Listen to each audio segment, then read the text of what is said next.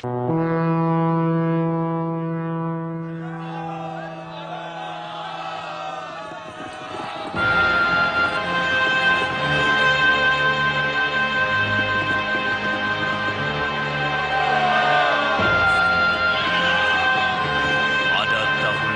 1206 atau bertepatan dengan tahun 1284 Masehi, kekuasaan Prabu Kertanegara mencapai puncaknya ketika pasukannya yang terkenal gagah berani itu mampu menaklukkan kerajaan Guru, Bakulapura, Pahang, kerajaan Sunda, dan Madura.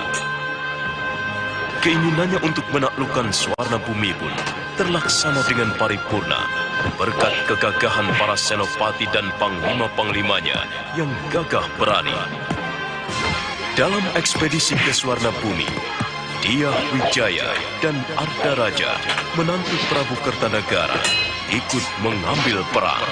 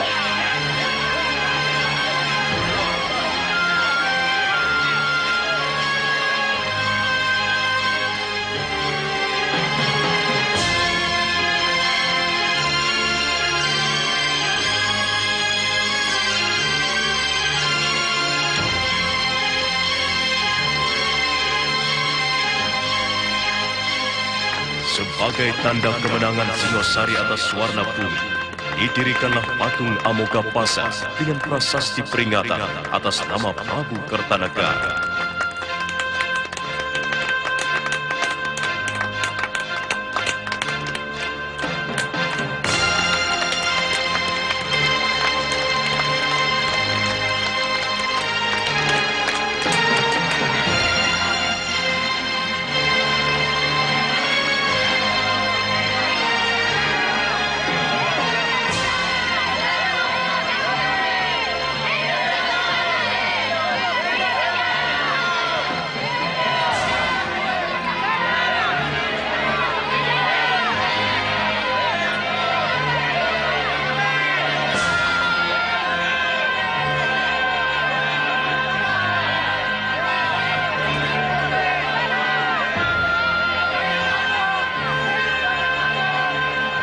Pasukan yang menang perang itu pulang dengan kepala tengadah penuh kebanggaan, dan rakyat pun mengeluh-elukan mereka.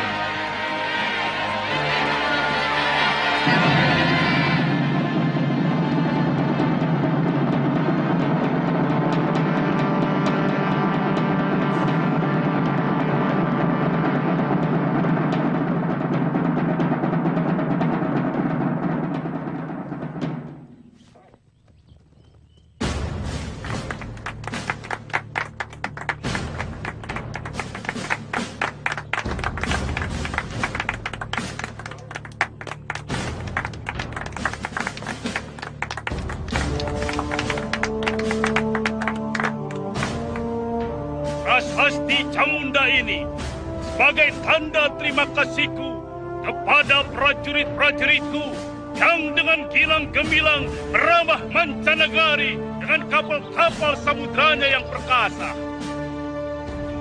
Kalian menjadi saksi bahwa Singosari bukan cuma tempurung yang mengapung di Muara Sugalu, tapi sebuah jajaran kapal perang yang ditakuti negara-negara lain sampai jauh ke seberang sana. Negeri Pahang, Bakulapura, Sunda, dan Madura semua bertekuk lutut di bawah duli Singasari. Arca Amogapasa yang berdiri anggun di tanah Swarna Bumi adalah bukti yang tidak bisa disangka lagi akan kekuasaanku. Semua itu karena jasa kesatria-kesatria dan prajurit-prajurit Singasari yang dengan gagah berani menerjang gelombang lautan, menghajar lawan yang tidak mau tunduk kepadaku.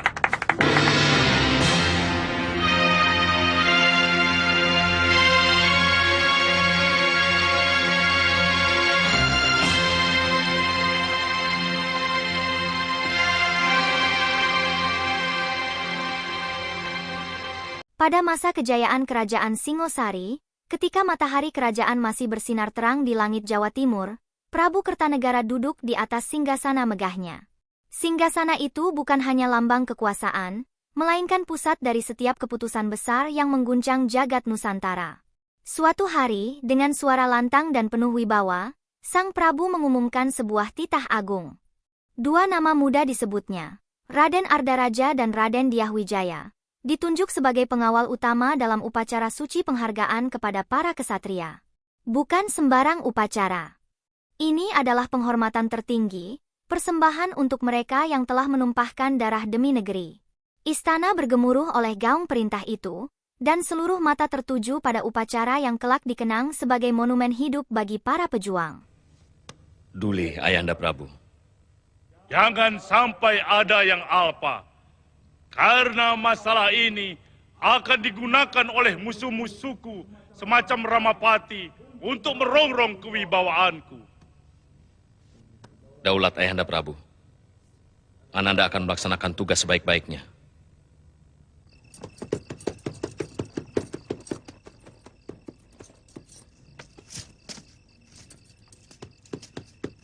Saya mau bertemu dengan Raden Pranaraja. Ada pesan dari Raden Dyahwijaya. Tunggu sebentar.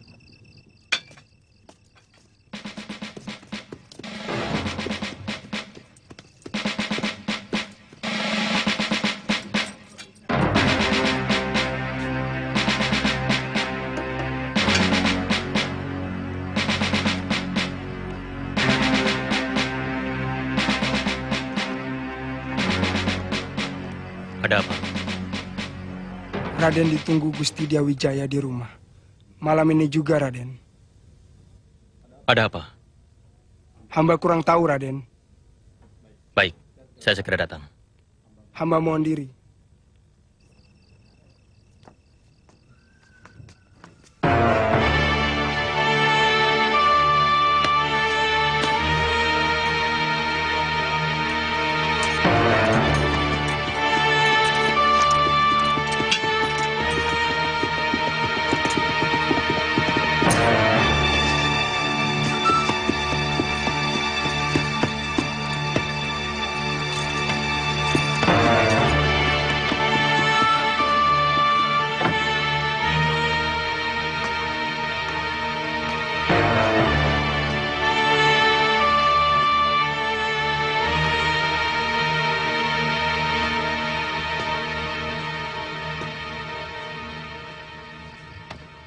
Raden memanggil hamba.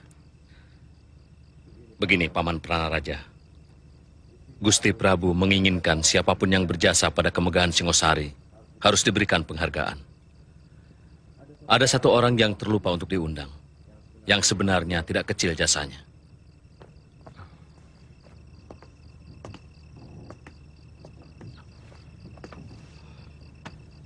Hamba siap menjemputnya, Raden. Namanya Empu Hanggareksa, dari desa Kurawan. Dari tangan beliaulah senjata-senjata ampuh prajurit Singasari, yang kehebatannya sudah teruji di setiap medan pertempuran. Benar, Raden. Golok dan keris prajurit Singasari memang sangat keras. Bahkan mampu memapas senjata lawan sampai putus. Undang beliau pada bulan Badrapala ke keraton, untuk menerima anugerah dari Sang Prabu bersama-sama perwira dan para senopati. Hamba siap berangkat, Raden. Kalau perlu, malam ini juga. Tidak usah. Besok pagi-pagi saja Paman berangkat. Bawa 2 orang untuk menemani Paman.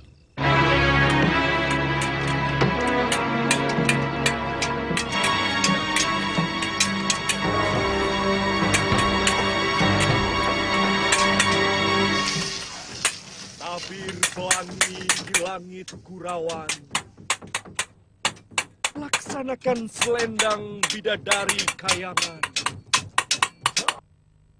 Rambutnya legam tergerai di pangkuan. Ingin kubelai dia dalam pesona kayangan. Gelisah rencanaku. Sudah! Hentikan syairmu itu, Dwi Pangga. Bosan aku mendengarnya. Kalau kau mau bersair terus, sana di tengah hutan atau di puncak gunung. Gelisah rencanaku membakar angan.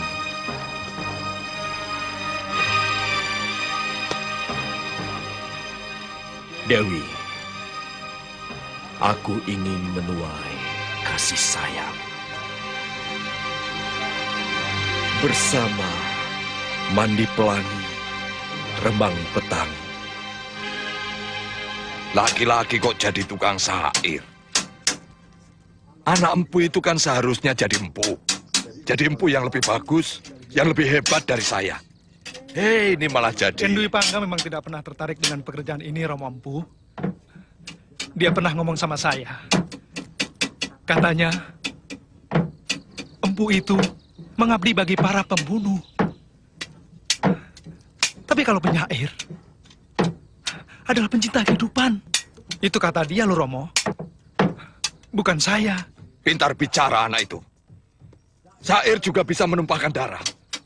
Syair bisa untuk memfitnah, membangkitkan pemberontakan. Tapi apakah semua penyair bisa membangkitkan pemberontakan? Hah? Bukan saya yang bicara loh, Romo.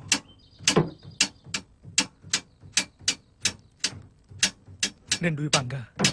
Semua itu tergantung orangnya. Dan orang yang menggunakannya. Ayah, saya mau pergi ke rumah teman. Ini lagi. Aku tidak pernah tahu apa maunya. Lontang-lantung. Sini kamu.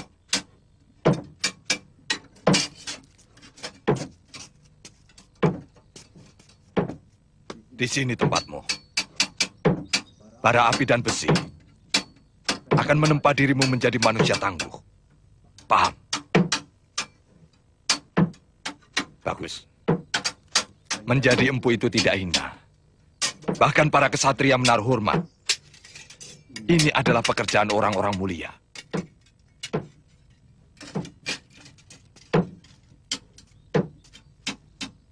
Ya sudah, sana. Baik, Ayah. Mereka tidak sadar bahwa kehormatan keluarga, kecukupan harta yang mereka nikmati dari bayi, adalah karena keempuanku dalam membuat senjata. Yang paling kukagumi adalah sikap Sang Prabu. Beliau bersedia menundukkan wajah untuk mengucapkan rasa terima kasih kepada bawahannya. Belum pernah ada seorang raja pun yang mau melakukan hal itu. Pangkatmu juga dinaikkan, Jarawaha? Ya, saya sudah digolongkan ke dalam jajaran perwira tinggi. Saya jadi perwira muda, Raden. Hampir-hampir saya tidak bisa tidur mendengar berita itu. Itulah kearifan Sang Prabu. Dan berita gembira itu beliau tuliskan dalam prasasti Camunda. Kurawan ke arah yang mana, Gangadara? Yang ke kanan, Raden. Ayo, usahakan kita tidak kemalaman.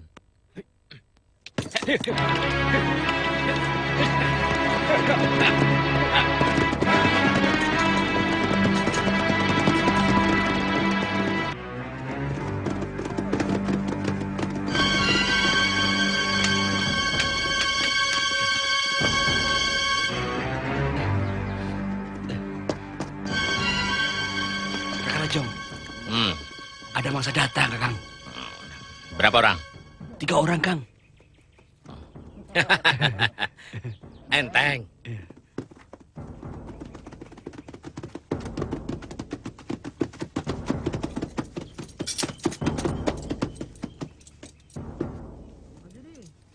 Kita harus cari jalan lain.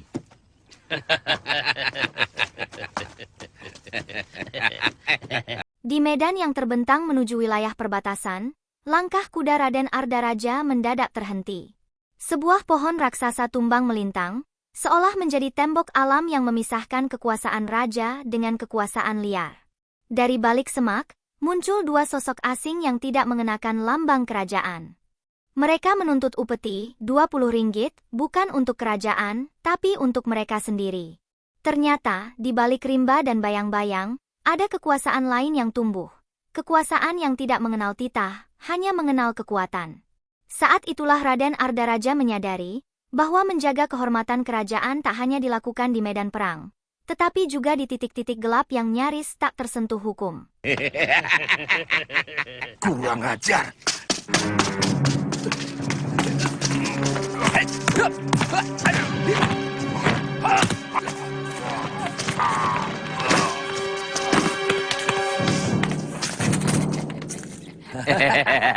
Kurang ajar. Biar aku yang bereskan.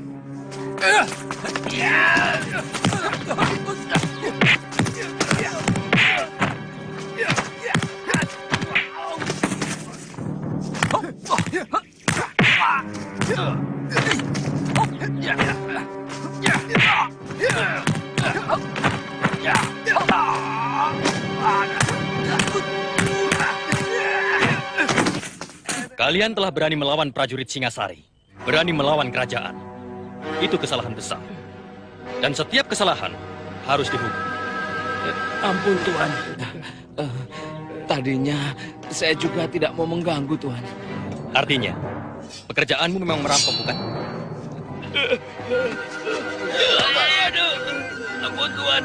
Kalian akan berhenti menjadi rampok kalau tangan kalian sudah... Ayo, ulurkan tangan kalian. Ayo cepat. Ayo.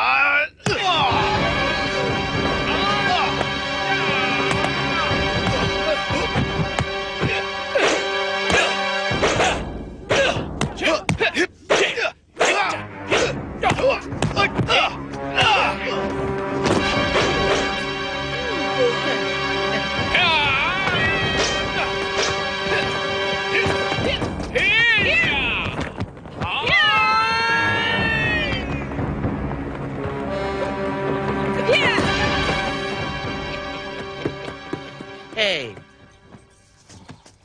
kalian mau apakan mereka? Mereka akan kupotong tangannya karena berani merampok kesatria Singasari. Jangan terburu-buru. Mereka merampok karena terdesak kebutuhan. Dan juga, raja kalian itu hanya mengumbar nafsu untuk melebarkan tanah-tanah jajahan ke mancanegari. Sementara rakyatnya di dalam negeri sendiri ditelantarkan begitu rupa. Kurang ajar. Jangan mentang-mentang di hadapan saya. Saya tahu kalian semua sedang mabuk kemenangan. Saya harap Tuan jangan ikut campur. Aku memang paling suka ikut campur pada manusia-manusia sok jago seperti kalian.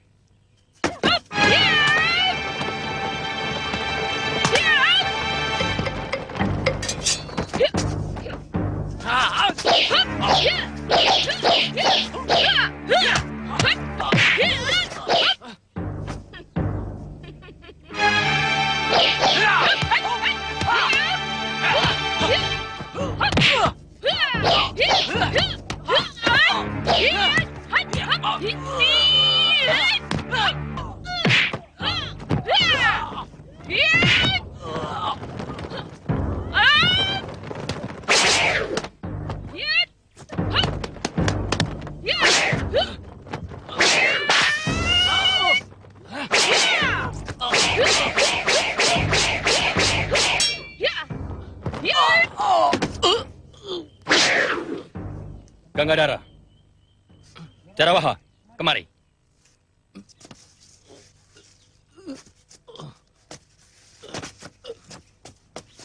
Tidak usah meladeni mereka. Tugas-tugas kita jauh lebih penting dari sekedar meladeni orang-orang yang tidak genah itu. Ayo jalan. Tunggu. Justru saya orang yang paling genah dan jelas. Perkenalkan, saya Empu Tong Bajil. Dan ini... Aku Dewi Sambi. Cepat catat dalam ingatan kalian. Catat. Kalau kalian masih kurang puas. Puas. Aku akan meladeni nafsu berkelahimu sampai tuntas.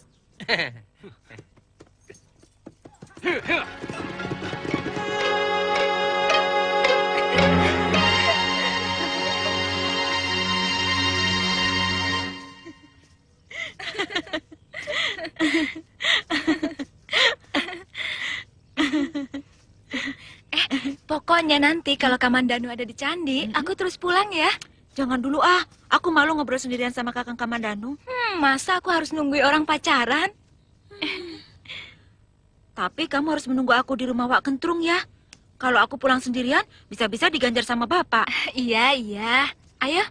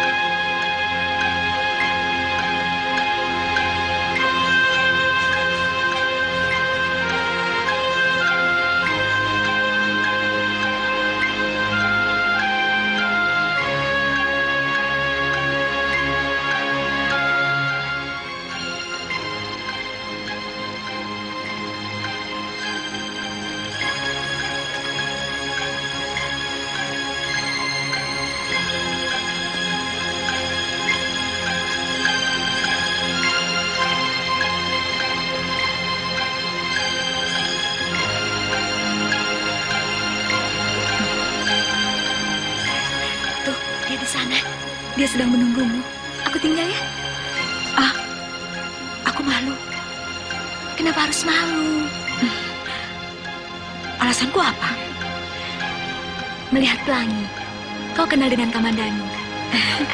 Karena kalian mempunyai kesukaan yang sama, melihat pelangi. Ya sudah, tapi kamu tunggu di sana ya.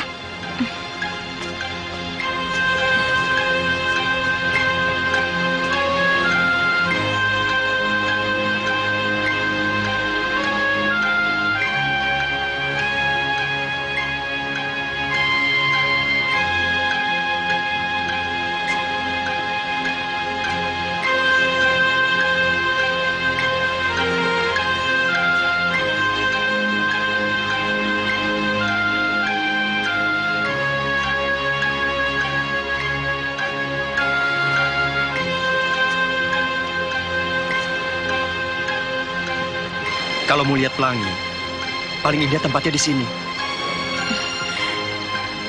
Nanti aku mengganggumu. Tidak, aku jadi ada kawan.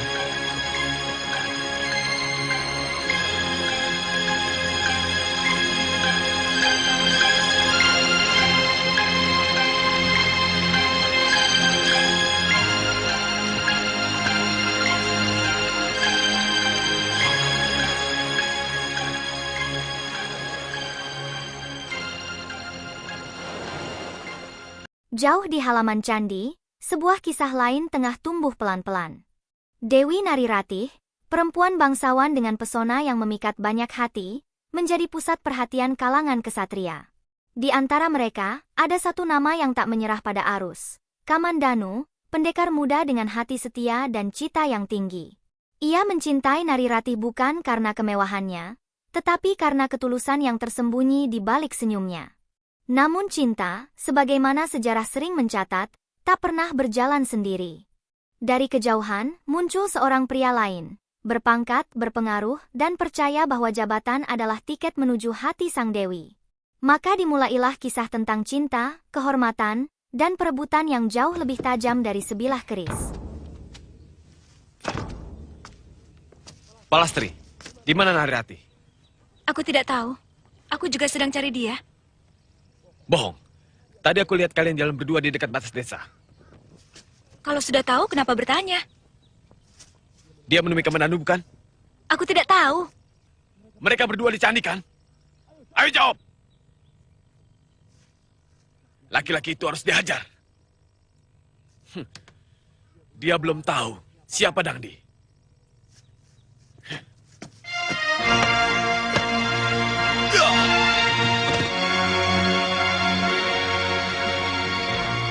Kami sudah bersahabat sejak kecil. Bapaknya kepala desa di Manguntur. Tapi, sepertinya dia mencintaimu. Aku tidak pernah suka kelakuannya. Sok mengandalkan kekayaan orang tua. Dan merasa dirinya yang paling ganteng di seluruh Manguntur. Apakah dia pernah mengganggumu?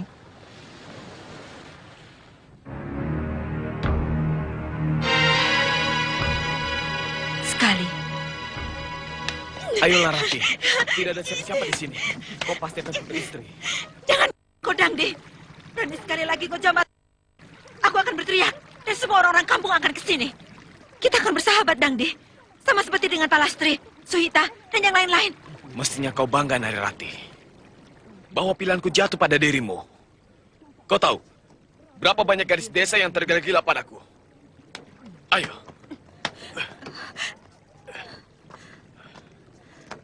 Pilihlah salah satu di antara mereka. Jangan aku. Sejak kehadiran Kamandanu di sini, sikapmu berubah sama sekali padaku, Narirati. Dia pemuda yang baik. Paling tidak dia lebih sopan daripada kamu. Kamu mencintainya?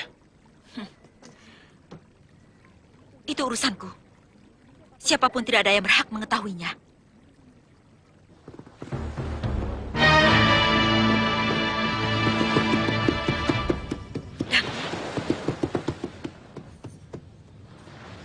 Tidak usah takut. Kamandanu, lancang kau berani membawa kekasihku. Kau tahu siapa aku? Anak kepala desa Manguntur. Yang pernah mau berbuat keji. Seorang gadis suci. Kurang ajar kamu. Turun. Kita selesaikan urusan ini secara laki-laki. Bagiku, Narirati adalah sebuah harga diri. Apa-apaan kamu, Dangdi? Aku tidak pernah ada urusan dengan kamu. Kecuali persahabatan. Ayo, Kamandanu. Atau nyalimu lebih kecil dari tikus. Ayo. Tidak perlu. Kenapa? Kamu takut? Kakang, janganlah deni Kakang. Dia licik. Sekali-sekali mulutnya yang berlebihan itu perlu diberi pelajaran.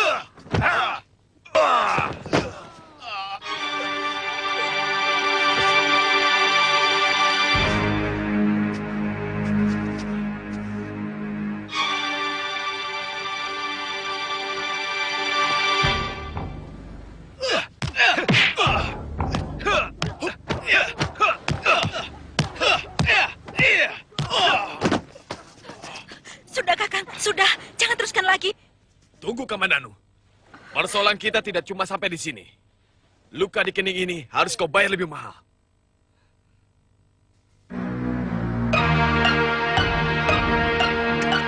Kurang ajar. Siapa yang berani menyumbat saluran airku? Pasti perbuatan si kambing budak.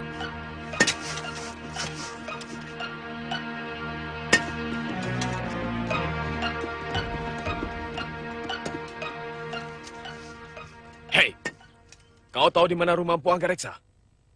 Dasar maling. Sudah punya jatah masing-masing, masih merebut hakku. Patua, Di mana rumah Empu Anggareksa? Kau tahu tidak? Tak bisa dibiarkan.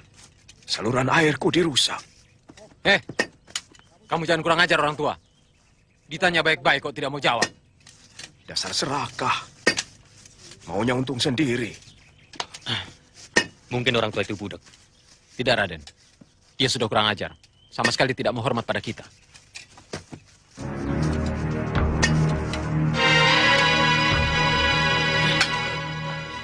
Ini lagi. Kamu mau membela si serakah itu ya? Hah? Kamu jangan kurang ajar, Pak Tua. Kamu tahu siapa kami? Kamu sudah berani melecehkan prajurit Singasari. Kamu ini prajurit Singosari, toh? Hei, kamu harus minta maaf pada kami atas kelancanganmu. Berlaku tidak sopan pada kami. Ayo. Hah? Lucu. Kamu ini ngelawak. Yang tidak sopan itu siapa? Hah? Kamu tanya sama orang, tapi tanya seperti sama kerbau. Ayo sana, saya mau kerja.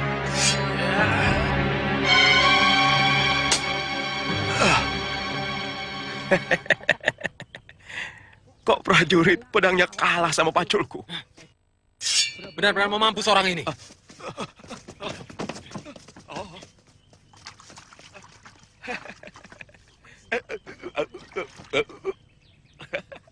Ayo sini.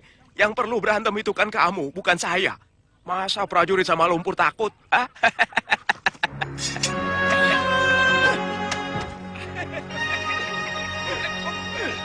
Berhenti! Berhenti!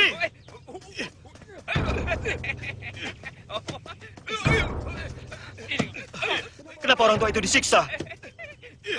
Hah? Apa salah dia? Dia mempermainkan kami. Ditanya baik-baik, malah meledek kami. Tuan-tuan mau menanyakan apa? Mungkin saya bisa menolong. Kamu tahu rumah Empu Anggareksa? Iya, dia ayahku. Ayo, antarkan aku ke sana. Baiklah, mari. Paman, saya pergi dulu.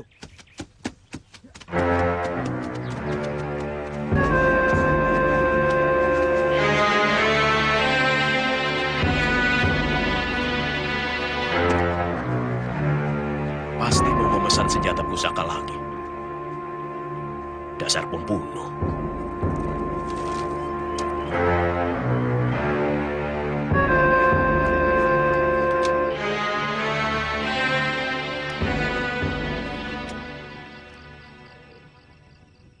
Dia memang kurang genah.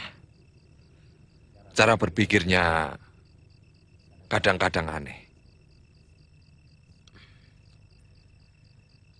Anak Tuan tadi memanggilnya paman. Apa memang Tuan masih tersangkut hubungan kerabat dengan orang itu? Oh tidak. Tidak ada hubungan keluarga sama sekali. Memang, dulu kami pernah jadi sahabat. Tapi sudah lama kami tidak pernah bertemu. Walaupun kami tinggal di satu desa. Mungkin benar kata Tuan tadi.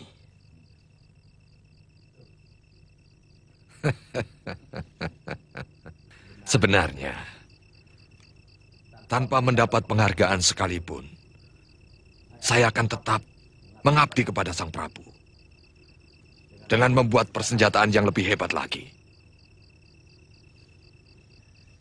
Itulah kearifan raja kita. Siapapun yang berjasa harus menerima penghargaan. Jadi nanti pada bulan Badrapada, Tuan harus datang untuk menerima anugerah Gusti Prabu. Bersama para senopati dan semua prajurit yang berjasa.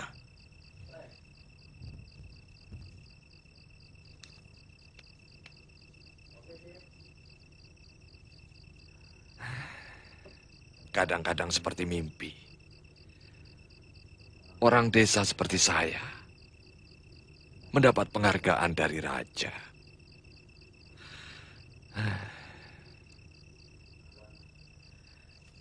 Sudah selayaknya Tuan untuk menerima. Sebab tanpa senjata bantuan Tuan, pasukan Singosari tidak akan segagah seperti sekarang. Sebab keberanian saja tidak akan cukup kalau tidak dibantu oleh senjata yang juga bagus.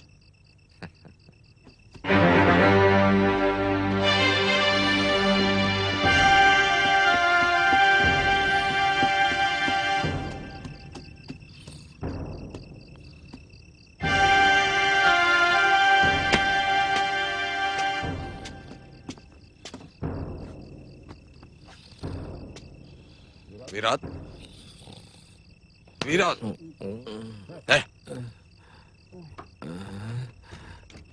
Tuhan.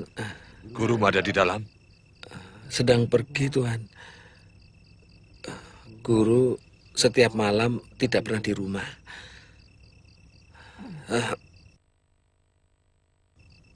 Lalu pergi. Begitu terang tanah, baru dia pulang, Tuhan.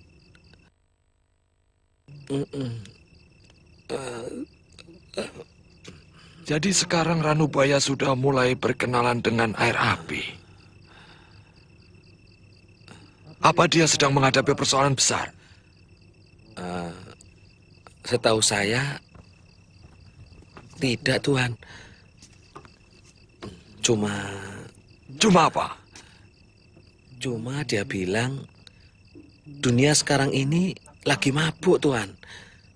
Jadi dia pun ikut mabuk. Begitu, Tuhan. Kemana dia biasa pergi?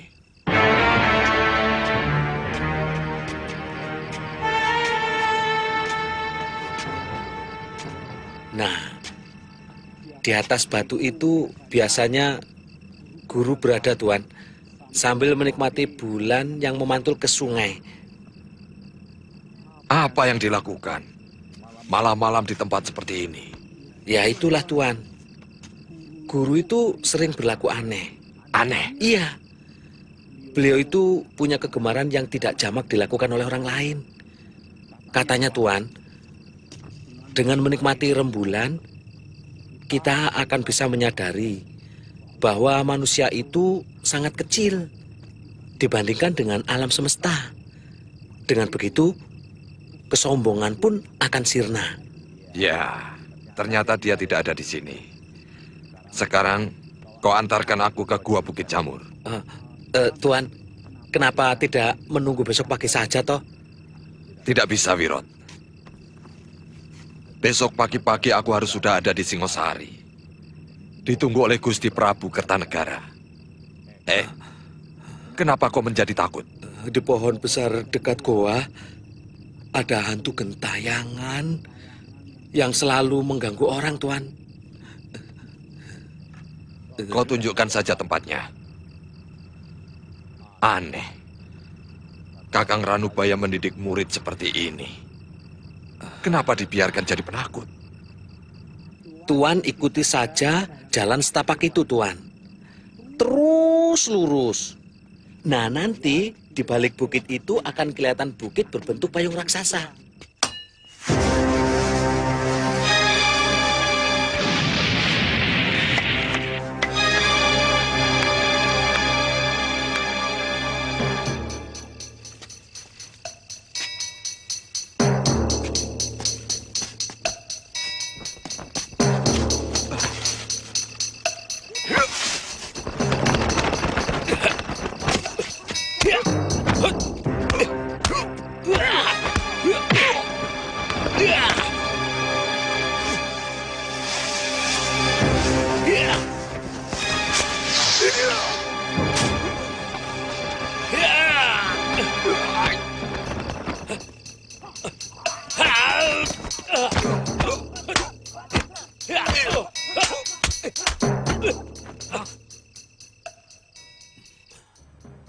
Wirot. Maaf. Apa maksud momen hantu-hantuan begini? Di sisi lain kerajaan, jauh dari kemewahan istana dan hiruk-pikuk perayaan, seorang pemuda bernama Wirot menggenggam sebuah rahasia besar. Suatu malam, dengan suara yang nyaris tak terdengar, ia mengaku telah menyembunyikan kebenaran selama ini. Ia bukan pengkhianat, meski tampak seperti itu. Ia hanyalah murid yang menjaga nama baik gurunya, Empu Ranubaya, yang tengah menyepi dalam gua sunyi, menyelami semesta demi jawaban yang tak bisa dicari di dunia ramai. Namun kebohongan kecil itu menjalar, membentuk luka dalam hati Empu Hanggareksa, yang selama ini merasa dikhianati oleh diamnya Wirot. Ketika kebenaran akhirnya terungkap, bukan hanya luka yang mengering, tetapi juga pemahaman baru bahwa kadang kesetiaan butuh pengorbanan yang tak semua orang pahami.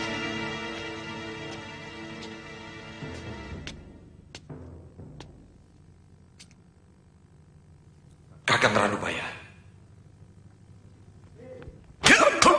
Maaf, Kakang. Maaf. Ini aku, Hanggareksa. Hanya setan dan denawa yang mau mengganggu orang yang sedang melakukan puja semedi. Maafkan aku, Kakang. Aku ada keperluan penting. Makanya malam-malam begini, aku menemui Kakang. Yang menurutmu penting itu, lalu kau tega mengganggu puja semediku, yang juga penting bagiku. Kakang, keperluan ini menyangkut Kakang juga. Keperluan apa?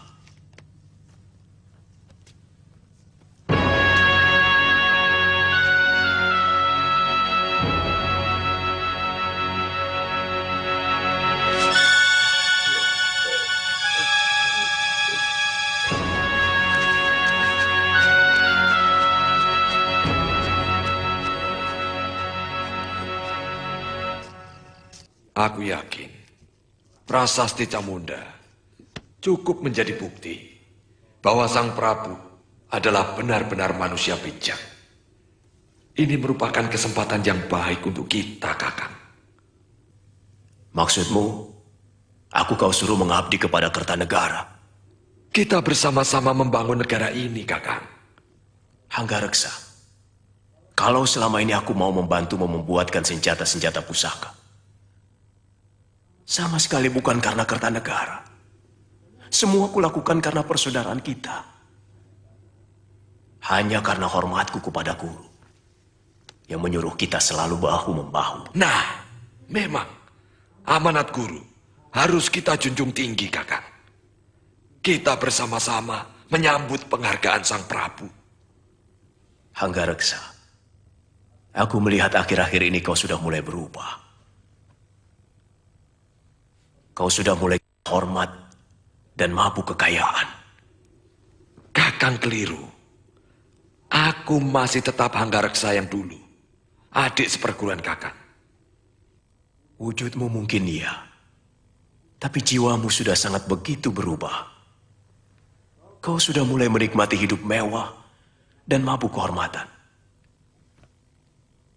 Itu sebabnya mengapa kau gembira mendapat undangan dari Kertanegara untuk menerima anugerah?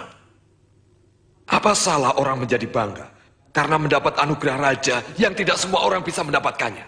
Untukmu mungkin tidak. Tapi tidak bagiku. Ada dua hal kenapa aku tidak mau mengabdi kepada Kertanegara.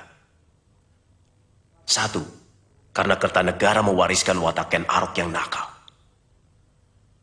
Dan kedua, aku melihat senjata-senjata pusaka ciptaanku penuh lumuran darah manusia. Hanya untuk memuaskan raja yang haus kekuasaan. Jadi, aku telah gagal datang kemari, Kakang. Kau telah gagal. Bahkan sebelum kau keluar dari pintu rumahmu. Aku masih tetap menunggumu, Kakang. Kalau sewaktu-waktu Kakang berubah, aku tidak akan bisa berubah, Hanggareksa.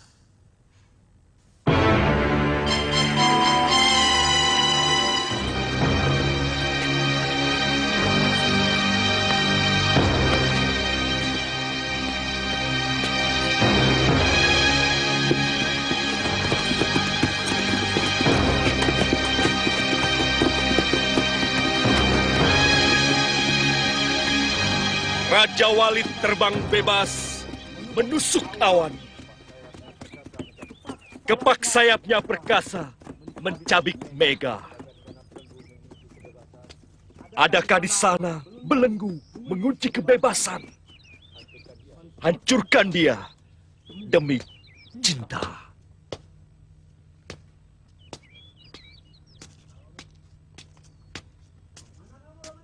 Mau kemana kau, Kamandanu? Menyusul Raja Walimu, membelah langit, menghirup kebebasan. Jangan mabuk kebebasan. Sebab yang bebas di dunia ini hanya binatang.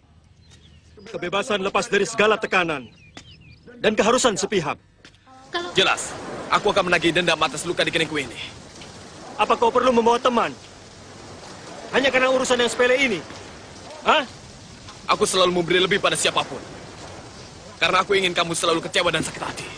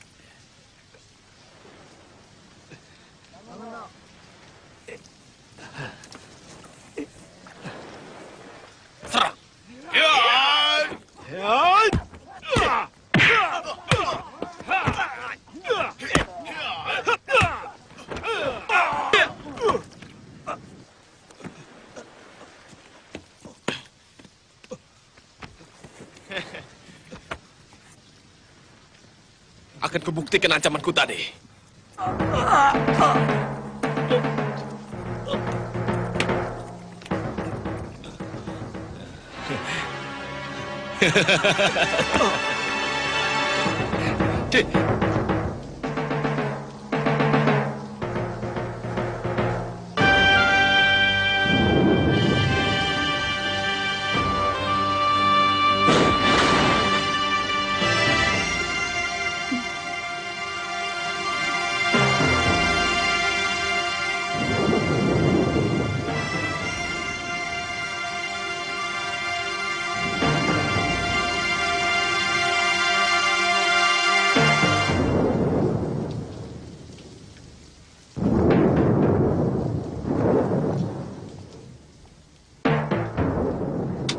Nyi, jangan mondar-mandir terus.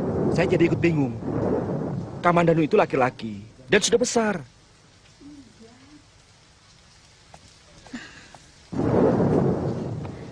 Tapi tidak biasanya dia pulang malam. Ini pasti ada apa-apa. Kenapa?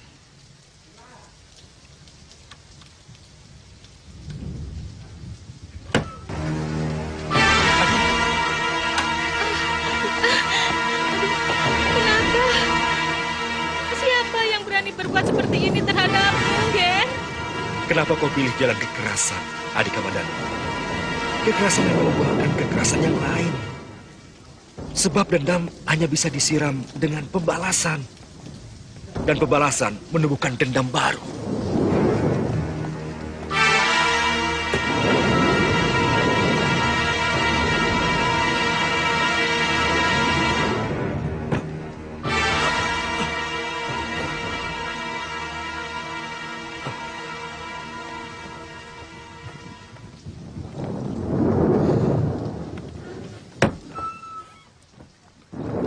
Kalau ayahmu tahu kau berkelahi, pasti marah sekali. Apa sih untungnya berkelahi? Kecuali luka. Harga diri, Nyi. Seorang lelaki sejati harus mempertahankan harga dirinya. Apa sih sebenarnya telah terjadi? Soal Nari Ratih lagi. Iya. Aku harus mencari guru. Anak kepala desa Manguntur itu harus kuberi pelajaran. Ayahmu pasti tidak akan mengizinkan. Kalau Angger nyantri Kanuragan hanya karena wanita. Bukan. Bagiku Nari Ratih hanyalah penyebab. Harga diriku yang menuntut aku harus menguasai ilmu kanuragan.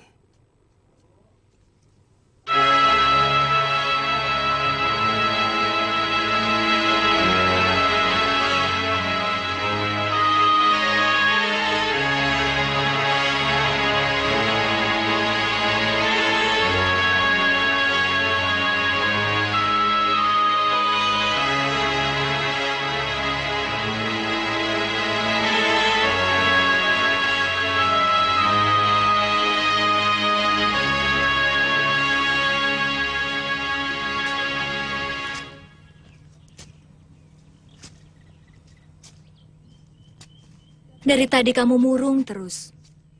Belum sepatah kata pun yang keluar dari mulutmu. Apa enaknya begini terus? Aku masih sahabatmu, kan?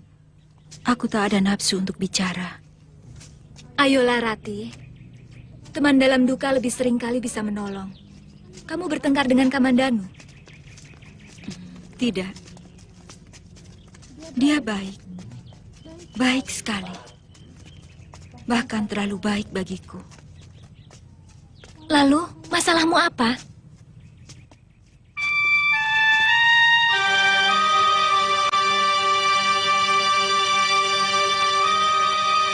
Aku tahu. Adi sedang ada masalah dengan dia. Aku bersedia membantumu. Kalau Adi membutuhkan. Kanda, ini urusan pribadi. Aku tidak mau siapapun ikut campur.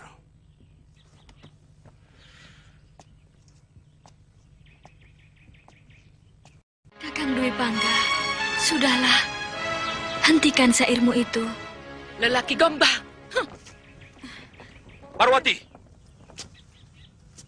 Tunggu! Kakang, mau kemana? Jangan pedulikan siapapun, Kakang.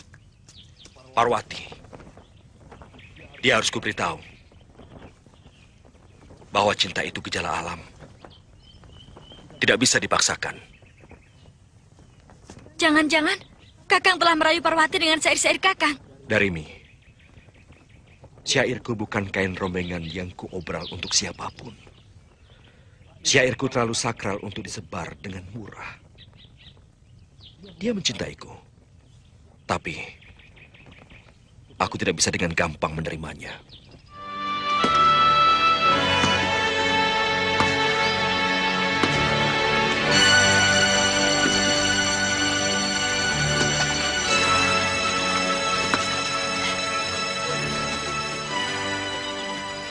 Ada apa, Parwati? Kamu kelihatan menangis. Ada yang mengganggu?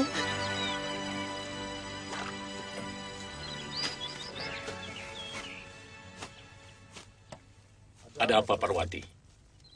Ada yang mengganggu kamu?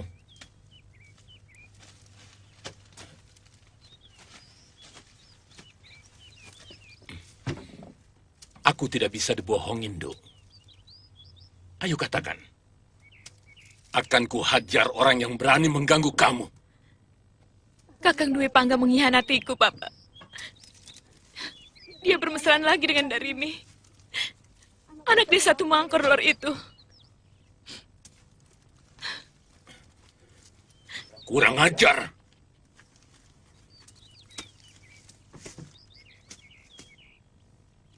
Dia akan mendapat ganjaran yang setimpal. Karena berani melukai hati anakku. Jangan, Bapak. Aku mencintainya. Tidak. Kamu tidak mencintai dia. Kamu sedang terbujuk oleh mulut yang penuh bisa ular itu. Dan kamu akan lebih kecewa lagi. Karena lelaki pengobral janji itu lebih buruk dari kaum pria biasa.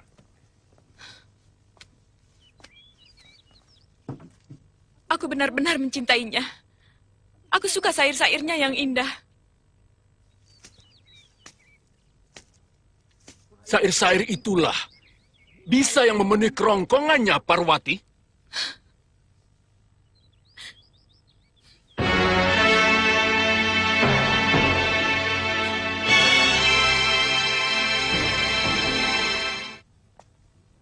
Ada apa? Ada orang titip ini buat kakak. Terima kasih ya. Iya.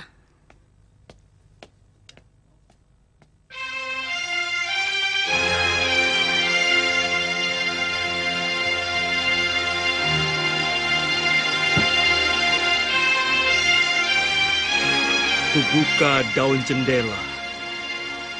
Terbentang malam dihiasi candra kartika. Bulan Waisa sekarang 10 kali rumahmu kujelang. Pintunya masih rapat terkunci dari dalam. Kapan kau buka untuk maafku? Wahai Puspa Kayangan.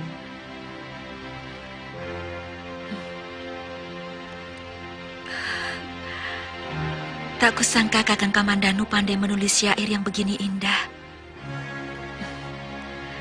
Akan kubukakan pintu hatiku, Kakang.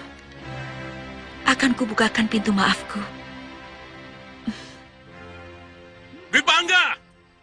Keluar kamu! Aku ingin bicara!